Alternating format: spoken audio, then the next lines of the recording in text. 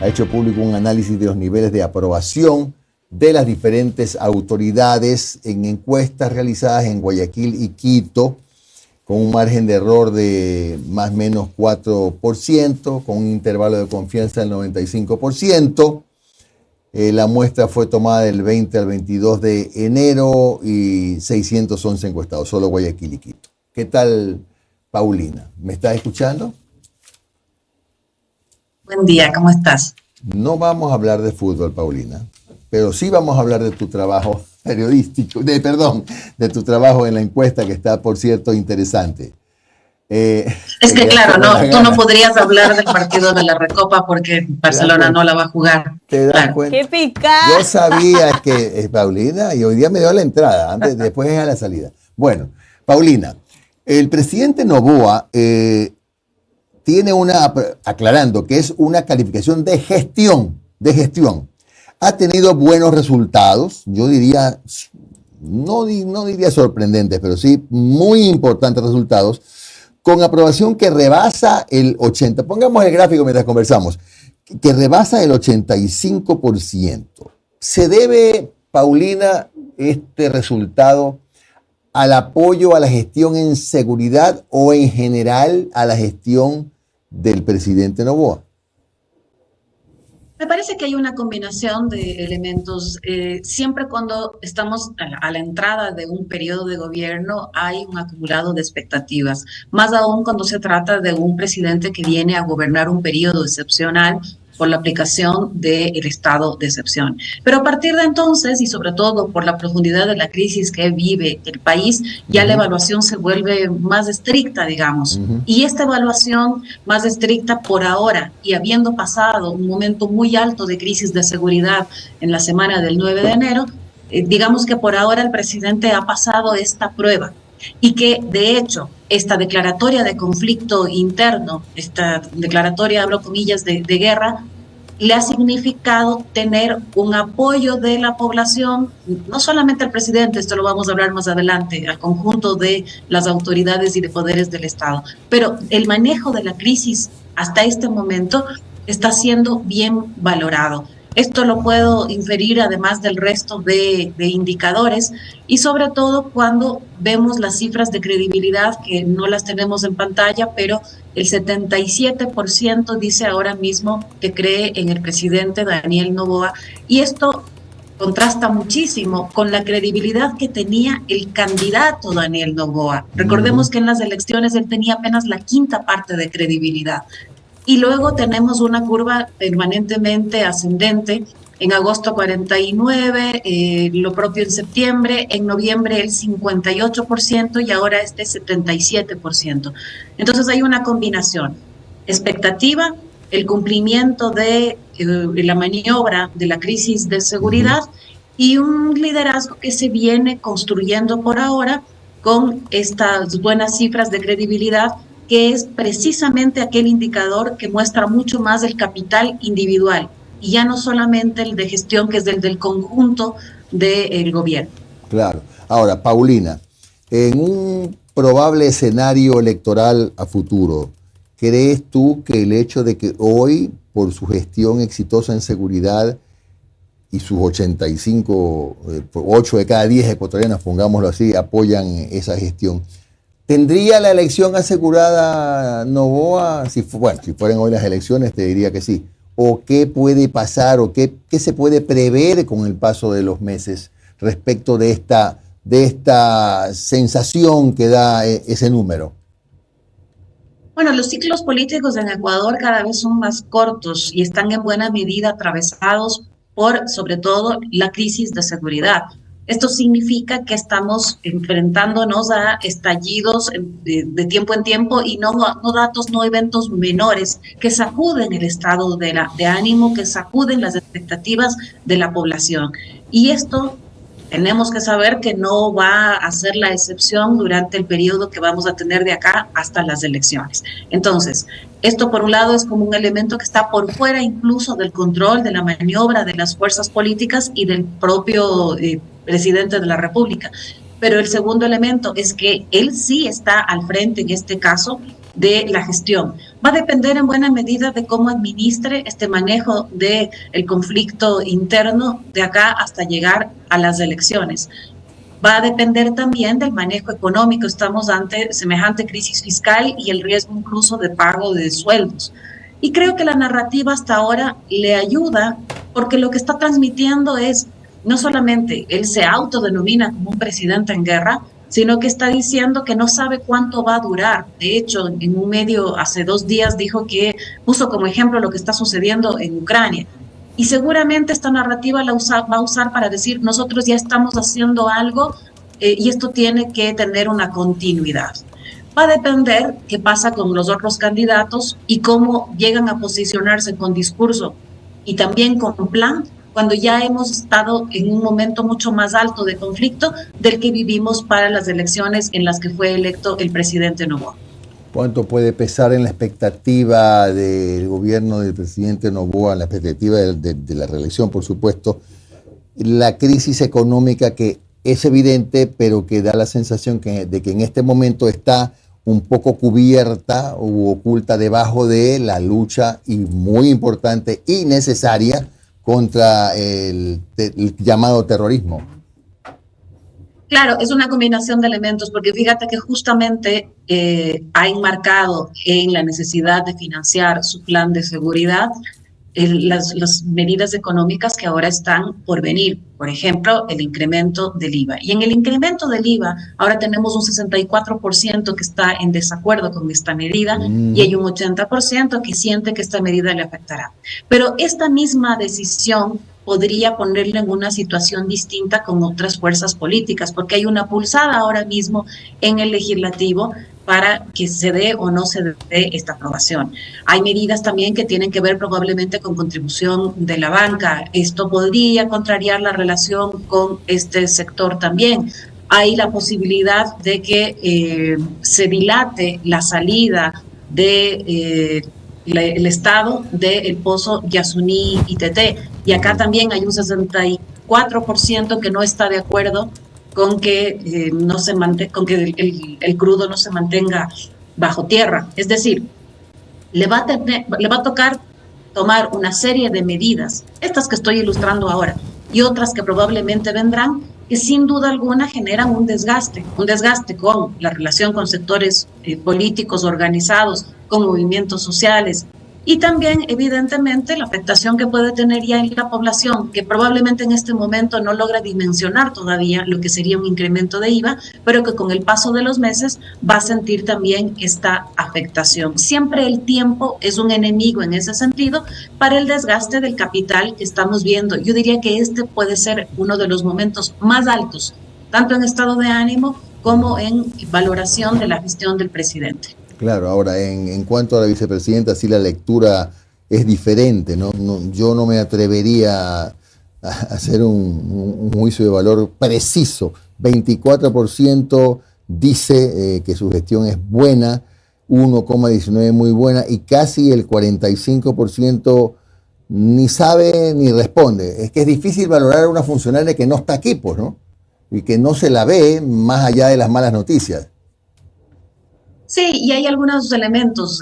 Bueno, el desconocimiento de lo que está haciendo un vicepresidente ya lo habíamos visto en el caso del saliente Borrero.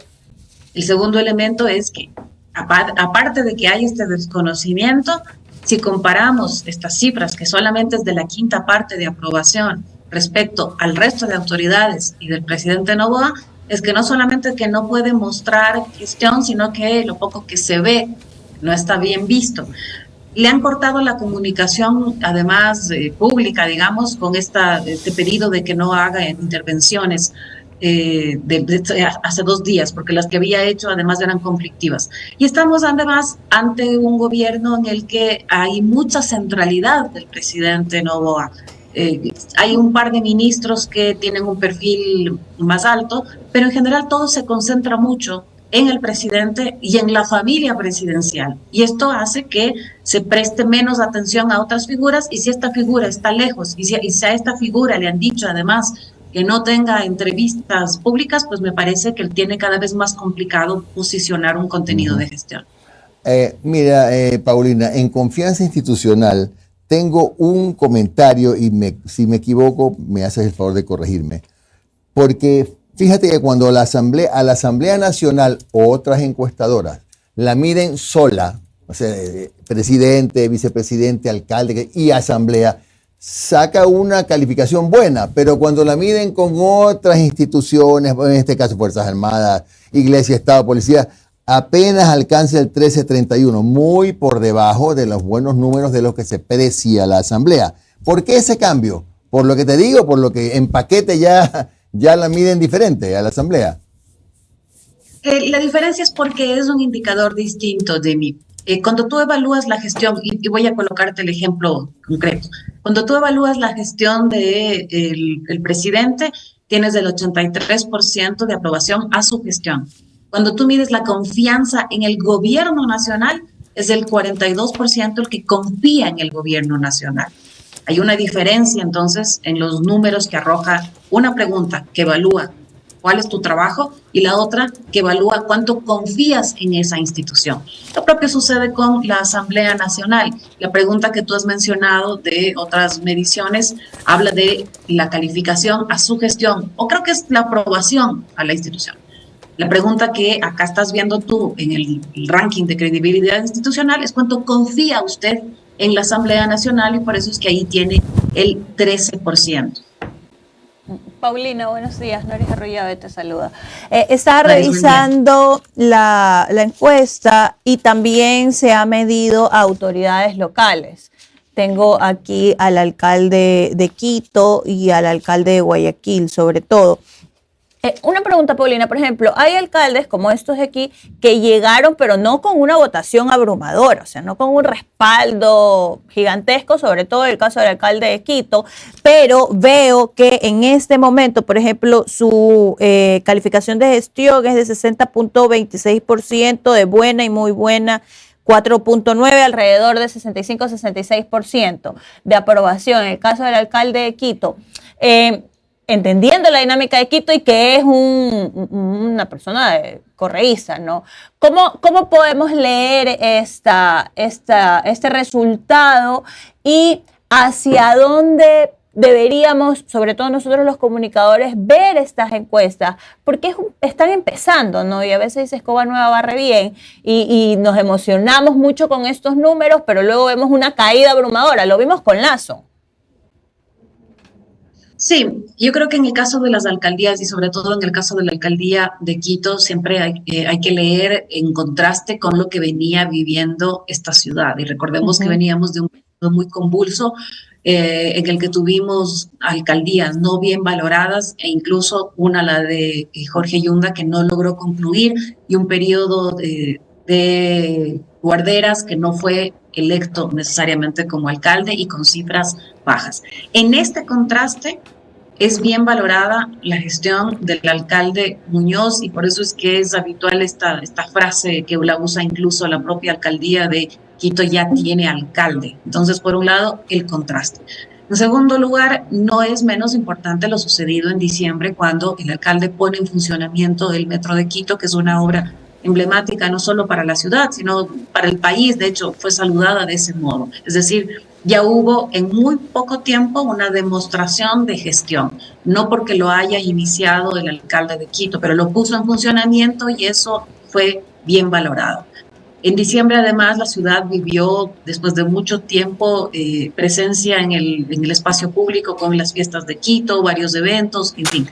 Pero ya entrado enero, que pudo haber sido un mes crítico por la crisis de seguridad que está viviendo el país, también ha sido bien valorado el manejo que ha hecho el alcalde Muñoz, específicamente de la crisis de seguridad, porque así consultamos, 58% ve bien su manejo de la crisis. Entonces se han sumado estos tres elementos por ahora: el contraste con las anteriores, la demostración de gestión con la puesta en funcionamiento del metro, y el tercero, este buen manejo de la crisis de seguridad según la población. Por eso es que ha tenido esta evolución positiva, no solamente su aprobación a la gestión, que es el indicador que tú mencionabas, sino también su credibilidad, que ahora tiene el 54%, habiendo arrancado su labor con el 44% de credibilidad. 10 puntos más. Paulina, y en Guayaquil, ¿cuál es la percepción de la ciudadanía sobre el manejo en el tema de seguridad de la alcaldía o del alcalde? Específicamente sobre el manejo de la crisis en la semana del 9 de enero, 61% calificó positivamente cómo el alcalde Álvarez le hizo frente a esta. Paulina, es un año preelectoral, ¿no? Ya de hecho se empezaron a anunciar precandidatos, ya se empiezan a mover algunas cosas, empiezan a salir fotitos de gente que se está reuniendo con algunos partidos políticos. Ecuador, nosotros como electorado, a veces solemos ser muy volátiles. Ahorita apoyamos con mucho fervor algo porque es lo que necesitamos, pero luego ya lo normalizamos y decimos, bueno, ya, pues ya esa es tu obligación, ¿qué otra cosa me das? ¿Tú crees que es suficiente lo que en este momento está haciendo el presidente Noboa para cuando ya sean las elecciones, entendiendo el tiempo que falta, una reelección o sí va a tener que tener otros componentes adicionales? Ahora, lo que ha sucedido con esta declaratoria de guerra, como la ha llamado el gobierno, es que ha permitido que, por un momento al menos, por un lado, la oposición tenga obligatoriamente que bajar un poco el tono en cualquier crítica y cuestionamiento, porque normalmente cuando hablas de una amenaza externa, la gente y los actores tienen que cerrar filas. Cualquier oposición es vista casi como una afrenta al país. Uh-huh. Esto por un lado.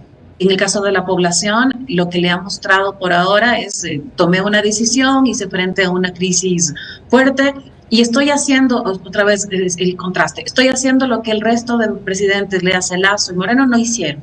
Es decir, sí se podía hacer. Pero de acá en adelante, evidentemente, esta toma de decisiones va a tener que arrojar no solamente resultados en el sentido de la tranquilidad, sino esto de recuperar las condiciones para que el país siga viviendo, porque fíjate que seguimos en estado de excepción y seguimos en toque de queda. Uh-huh. Hay ciudades que estamos cerrándonos a las 12 de la noche. Esto no puede seguir por mucho tiempo seguramente para el ánimo de la población. Entonces, esto es un siguiente paso. ¿Cuánto logras normalizar las condiciones que ahora no son normales para la vida de los ecuatorianos? Y después, ¿cómo logras mostrar resultados concretos en la toma de control del sistema penitenciario, el hecho de que pueda haber menos eventos altos de gravedad en términos de seguridad y lo que mencionábamos cuando hablábamos con la pregunta de Jimmy, el manejo económico y la relación con los sectores organizados, para hablar, por ejemplo, de la decisión en torno al Yasuní, y con los sectores productivos, para hablar, por ejemplo, de las decisiones en torno al ICEU o a la contribución de la banca privada, por ejemplo. Paulina, no es lo mismo hacer campaña que ser gobierno y tuvimos un presidente Noboa en campaña con un perfil muy polite, no se peleaba con nadie, no confrontaba, muy debajo del radar y ahora estamos empezando a ver un presidente que polariza.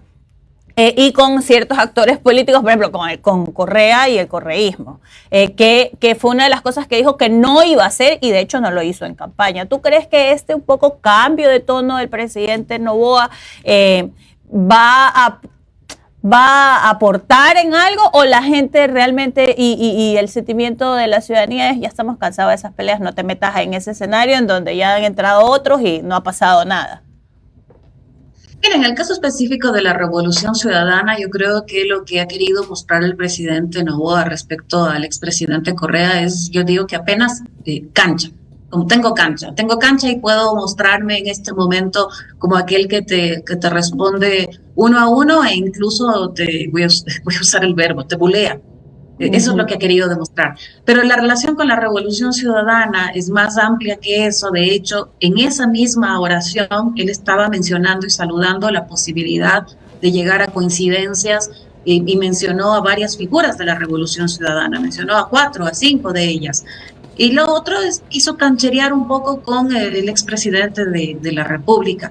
Pero por ahora, en el legislativo, evidentemente, la relación no puede llegar a una polarización. Y creo que tampoco hemos visto esa polarización si es que hacemos el contraste con lo que hacía el expresidente Lasso o lo que hacía el expresidente Moreno con varias fuerzas políticas de oposición, que el tono de tratarlas, por ejemplo, de desestabilizadoras, de narcopolíticos, ahí tenía sí una puja muy, muy tensa. Creo que en este caso lo que tiene es esta necesidad de mostrar ya un liderazgo un poco más cómodo, más canchero, y lo que vamos a tener, sí, sin duda, la necesidad no solamente del presidente Noboa, sino del conjunto de actores políticos, y a ir marcando matices, contrastes, para construir un liderazgo propio hacia las elecciones. Pero en el legislativo, por ahora, difícil anticipar que vaya a haber grandes distancias o grandes diferencias, ni con la RC, ni con PCC, e incluso eventualmente coincidencias con Construye para otro tipo de decisiones.